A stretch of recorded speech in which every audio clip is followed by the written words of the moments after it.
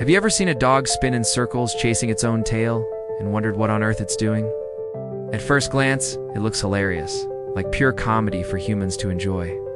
But what if I told you this behavior isn't always just play? What if tail chasing reveals something much deeper about the animal's mind, instincts, and even its health? Dogs don't just chase their tails randomly. They do it for reasons that tie into survival, psychology, and even stress. Some of these reasons are harmless, while others can be alarming. And the more you understand it, the more you'll realize that tail chasing can actually be a message. The question is, are we paying close enough attention to what our dogs are really trying to tell us? For many dogs, tail chasing begins as play. Puppies especially see their tails as moving targets, almost like toys attached to their own bodies.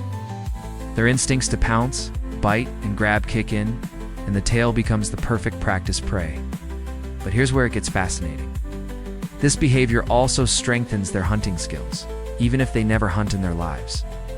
By learning to focus, track movement, and react quickly, they're sharpening survival instincts passed down from wild ancestors. To us, it looks funny. To them, it's nature training them for life.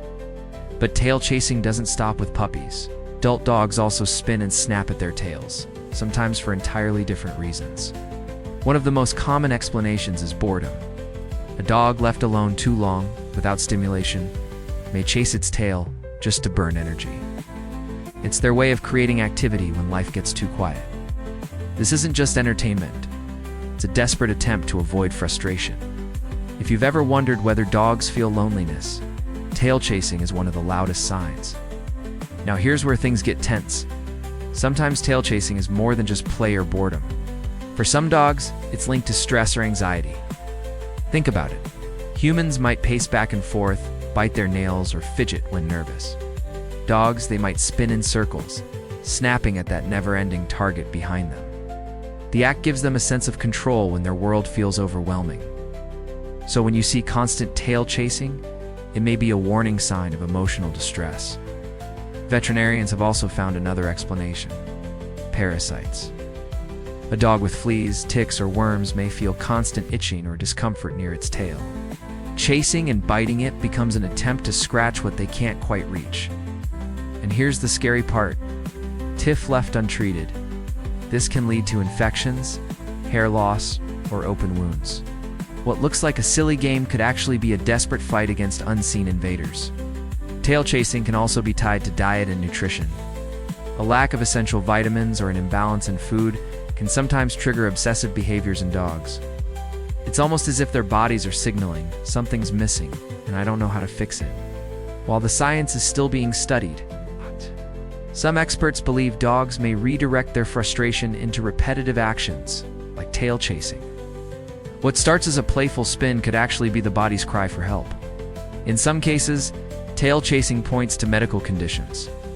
Dogs with neurological disorders may display repetitive, compulsive behaviors. It's not just tails, it can include pacing, spinning, or even constant licking. These patterns are sometimes compared to obsessive-compulsive disorder in humans. And while they don't always mean something severe, they're often red flags that owners should never ignore. But not all tail chasing is bad news. Sometimes it's simply excitement. Dogs have bursts of energy called zoomies when they run in circles at lightning speed. Tail chasing can be part of that same playful rush. It's the dog's way of releasing built-up adrenaline and enjoying the moment. The key difference is frequency. Occasional spins are harmless, but constant tail chasing may mean something deeper. Tail chasing can also reveal social needs. Dogs are pack animals, wired to connect with others. When left alone too long, some resort to tail chasing to fill the void.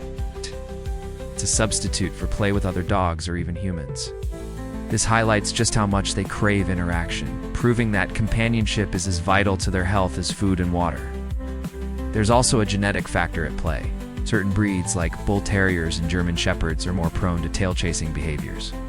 Scientists believe this could be tied to inherited traits linked with high energy, prey drive, or even anxiety tendencies. It's a reminder that not all behaviors are created equal. Some are built into the very DNA of the dog. Here's where things get more intense. Constant tail chasing can spiral into self-harm. Some dogs bite so hard that they injure themselves. Open wounds, bleeding, and infections can follow, turning a playful act into a serious medical emergency. It's not just about the tail anymore, it's about survival. And for owners, recognizing the difference between play and compulsion can be the line between safety and danger. Psychologists studying animal behavior have even found that tail chasing can be triggered by frustration with the environment. Small apartments, lack of outdoor play, or being confined to long can push a dog into spinning. The tail becomes a symbol of release, a target they can always reach when the world offers them none. Imagine the desperation of living with endless energy, but nowhere to put it. That's the hidden struggle behind many tail-chasing dogs. What's fascinating is how humans respond. We laugh, we film it, we share it online, but few realize the silent cries for attention behind those circles. The very act we find funny could be a dog's way of saying, "Help me, I need more than this."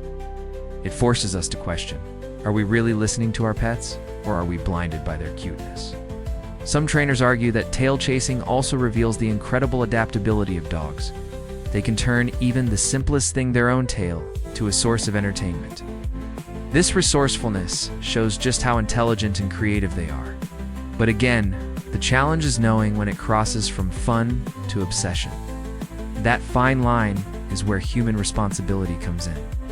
In some cultures, tail chasing has even been tied to superstition. People once believed that dogs chasing their tails brought luck or revealed a change in weather. But modern science strips away the myths, showing us that it's rooted in instinct, health, and emotion. What looks mystical is actually biological. The truth is often stranger than the stories we create. Veterinary experts recommend that owners watch closely for patterns. Does the dog only chase its tail occasionally, or does it happen daily for long periods of time? The difference between normal play and potential illness often lies in consistency. Observing carefully could mean catching a serious issue before it's too late. Training and redirection are powerful tools. Instead of punishing the behavior, experts suggest channeling that energy into games, walks, or toys. Dogs thrive when given purpose, and when their minds are occupied, the need to chase their tails often fades. It proves that understanding, not discipline, is the key to solving this mystery. The bigger question becomes, why do we as humans often overlook these signs? Perhaps because tail chasing seems harmless, or maybe because we underestimate how deeply animals feel. But the truth is, dogs have complex emotions and needs.